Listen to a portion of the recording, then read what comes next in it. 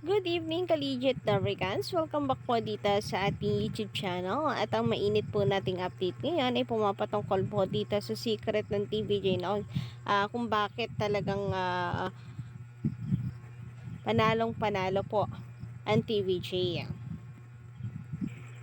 Pero bago po natin simulan at pag-usapan po ang balitang ito, ay nais po muna natin na magpasalamat sa atin pong maulang sawang mga supporters dyan na lagi pong nakaabang at nakaantabay sa atin pong mga updates. And sa mga bago lang dito sa ating YouTube channel, maaari po ninyong pindutin ang subscribe button and notification bell para kayo maging updated at una sa mga inilalabas po nating balita.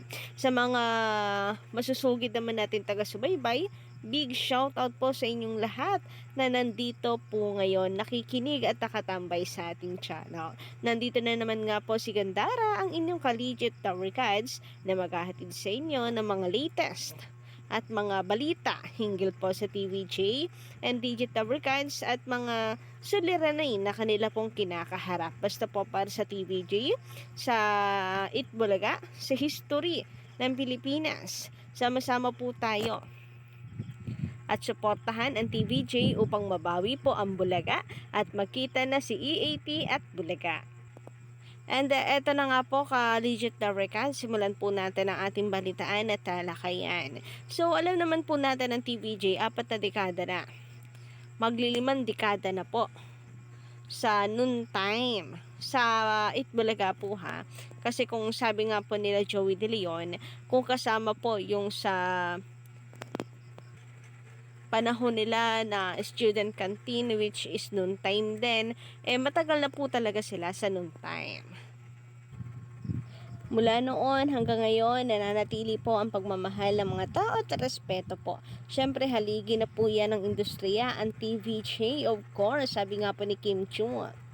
And walang sino man talaga ang makakatalo dito sa TVJ. No one can beat the original.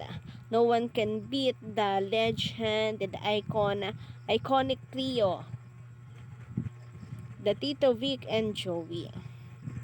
And sa mapa hanggang sa ngayon nga po, nakalipat man po sila sa TV5, meron man po silang kinakaharap na problema pa sa ngayon dahil hindi pa nila ginagamit at nagagamit ang Itbulaga, nananatili pa rin naman po silang number 1. So kita naman po natin yan sa online, kita rin po natin yan sa TV ratings, di ba?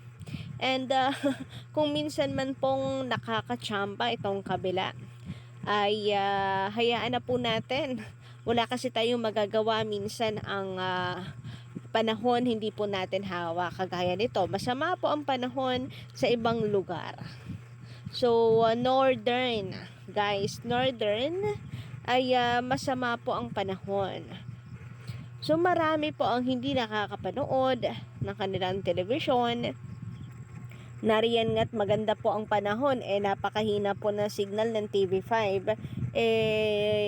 Sumama pa kaya? Di mas lalo na pong nawalan. Sa probinsya nga po, konting ulan lang Humangin lang kala mo bumagyo na Dahil yung signal po talagang kumikiraw-kiraw yung TV. Minsan pa nagba-blackout. So yan po natin, masasabi naman po natin, nakachamba lamang po sila dahil lahat naman po siguro tayo updated na masama po ang panahon. Pero kanina po, ang live ng TVJ ay nakakuha po sila ng 276,000 na views po. Ayan, makikita nyo po dito sa baba, 276,000 views. TVJ Facebook page. Then sa TV5 Philippines, 276 din. So kung ito total po natin, ito ay nasa kalhating milyon mga collegiate lover cards. Grabe. Kahit po mahina ang signal ngayon, ako rin po hindi nakapanood ng live kanina, pero kalhating milyon pa rin. Kasi napakahina po talaga ng signal po sa probinsya. Kagabi nga po hindi po tayo nakapag-update. Pero nakakatuwa dahil marami pa rin po ang kalhating milyon pa din. Kung i-compare nyo naman po dito sa taping, parehas lang naman po ang oras niya, naka 29k lang po sila. So kahit po 1v1 Isang Facebook ng yung TVJ at ang Tape Inc. ay wala pa rin po silang panaman. Hindi man lang po makakalhati. Hindi man lang po maka 1/4. So, 29K lang. And ang showtime naman ay 195K views. So, mas malaki pa rin po sa TVJ. Samantala, nung nasa Viva naman po sila Jose Manalo, Mayor Jose, Wally Bayola, so spotted din po dyan si Zombie, pati na rin po si Bossing na nanood po sila. So kitang-kita po dito no ang pagiging generous nitong si Mayor Jose dahil nagpamerienda pa po talaga siya. So kung ano po yung nakikita natin sa camera, yun ang babalitaan of course natin. Totoo po 'yun, 'yun po talaga sila. Mababait po talaga ano ang mga nasa, EAT. Lalong-lalo na po si Mengay, sila Bossing, so mababait po sila sa personal. Sobra pong nakakatuwa na nakikita po ng mga tao ito. Siyempre unlike naman po dun sa iba na sa camera lang po mabuting tao, pero 'pag, sa labas naku, mga hindi po mabubuting tao. Yung iba po talaga, 'pag sa showbiz naku normal na po ang pagiging plastic, pagiging, manggagamit, pagiging peke, ayan. Speaking of peke, marami po ang pinipeke sa harap po ng camera. Pero ang, TVJ legit na workout, so totoo po ang mga nakikita natin sa kanila. So mabubuti po talaga silang tao and isa rin po 'yan sa nagustuhan ng marami. Talagang kahit, papaano talagang until now ay, mahal po sila ng mga tao, lalong higit po ang TVJ. Through the years, naku, napakatagal na pong panahon, napakarami na pong natulungan ng TVJ at hindi na po mabilang-bilang. May mga scholars pa po 'yan. Kapagka nagsusugod bahay nga 'di ba dati sa Itbulaga kung matatandaan po natin may pa-bossing savings pa talaga itong si Bossing. So yung, public service po nila totoo po 'yan. And, 'yan ang sekreto kung bakit talagang until now mahal na mahal po sila ng mga tao. Kita niyo naman yung mga nanalo po sa kanila kagaya nung nanalo ng House and Lot, 'di po ba ang suporta po ay nasa TVJ pa din. Mahal na mahal po nila ang TVJ kasi napakabuting tao po. Napaka-generous, kumbaga karespe-respeto po talaga. Si, Tito Sen nga, eh, until now 'di ba makikita niyo sa mga survey ay, na panalo pa rin. Marami pa rin po ang nagtitiwala sa kanya. So, ang latest po natin balita ay number 2 siya. So, malay po natin baka umakyat pa po 'yan at maging number 1 si Tito Sen. Samantalang yung iba pababa po ng pababa ang kanila pong, survey. Samantala sabi naman dito ng isa pong, netizen, atin pong komentor, pabanguhin ang pangalan para kapag bumango tatakbo ulit at magbebenta ulit. Ayaw bitawan ng Itbulaga kasi sikat na ang Itbulaga at, napasikat na ng TVJ.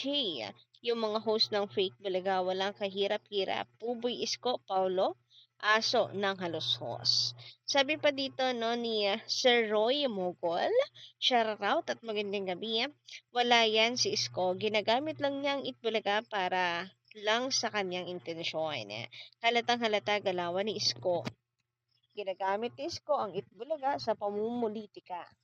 Ang dami po natin nababasang ganyan ano, maputo lang po natin ang komento ni Sir Roy Mogol. Napakarami po natin nababasang komento na ganito kasi timing nga raw na namimigay siya ng pera at papremyo sa kanilang G sa Gedli or yung sugod bahay version ng, Itbulagati. So malaking tulong din daw po iyon. Siyempre yung, mabibiyayaan po nila baka sakali na maging supporter nito kung saka-sakali na tatakbo ito sa pagkasenador. Anyway, sa pagpapatuloy po ng komento ni Sir Roy Mogol, kitang-kita naman sa galaw ni Isko na pag nasa G o pag nasa Gedli sila, para mapansin siya ng tao. Makikipagplastikan lang para lang siya mapansin. Kunyari, makikipag-appear o mag-hi sa mga tao na hindi naman siya pinapansin. At talagang bukang bibig ay ang Diyos. Pag sinasabi niya, anong masasabi sa Itbulaga? Pagpapasalamatan naman, yung nanalo, isusunod niya, isisingit niya agad ang Diyos para hindi mabanggit ng nanalo ang TVJ. So, may isa na rin pong insidente na ganyan na after sabihin ni Yorme na magpasalamat sa Diyos ay nasingit pa rin po si Bossing sa pinasalamatan ng winner. Anyway, sabi pa dito ng isa pang commenter na si Sir Francisco Feliciano, kapito ko si Boy Benta sa mga halusos para mapunduhan ang pagtakbo niya sa susunod na eleksyon. Sabi naman ni Benito Roldan, G sa Oblu, baka yun ang gawin ng walang katurya-turya at palitan ng segment nila. G sa Oblu kasi nasa loob na nga po sila ng bahay, hindi na po nasa gilid ng kalsada. Kaya maraming taas ang kilay tuwing pumapasok po sila sa tahanan na kanilang nasusugod dahil nga hindi naman niya sugod bahay, G sa Gedli nga eh. Nung una talagang sa gilid-gilid lang po sila ng kalye pero ngayon sumusugod na rin sila sa loob ng tahanan. Kayo po ba anong inyong masisay hinggil po dito? Just comment down below and don't forget to click the subscribe button and notification bell for more updates.